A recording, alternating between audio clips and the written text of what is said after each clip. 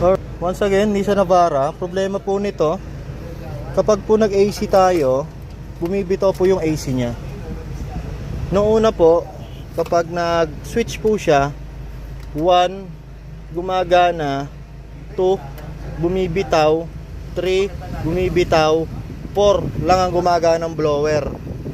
Yun po problema nito. Ang problema po nito, yung vent po rito sa loob. Yan, yung vent po dyan. Binaypas ko na yan. Kasi pag di po yan naka-front or hindi po nakaayos yung position yan, hindi po gagana basta tong AC to, tsaka yung blower. Sa baba po tutungo yung hangin. Ngayon ginawa ko, hinugot ko lang yung socket nyan, tas minanual ko na yan. Itinapat ko na rito. Bale ito, wala nang gana to lahat. Ayun, nagka-problema po yun, pero ang gusto nyo, palitan nyo yun. Pero ito, kasi akala ni sir, sa board ang problema, pero ito nagre-repair po ako. Pero kung sakali man po na blackout, doon ko po siya re-repairin.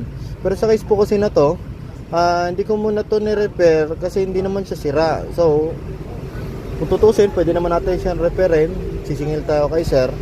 Pero syempre, hindi naman siya sira kasi hindi natin na-repair para mas makamay na si bossing. Yun, iba isiha pa kasi to. Kaya yan, hindi raw kasi kaya ng mga nag-aircon doon.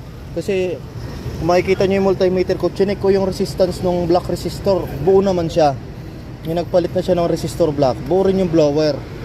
Kaya yun, findings ko, ayusin ko muna yung blower. Kaya nung naayos yung blower, okay na ngayon siya. Ayan, hindi na siya namamatay yung AC niya. Tsaka may hangin na rin siya. Alright. Ayan, okay na po.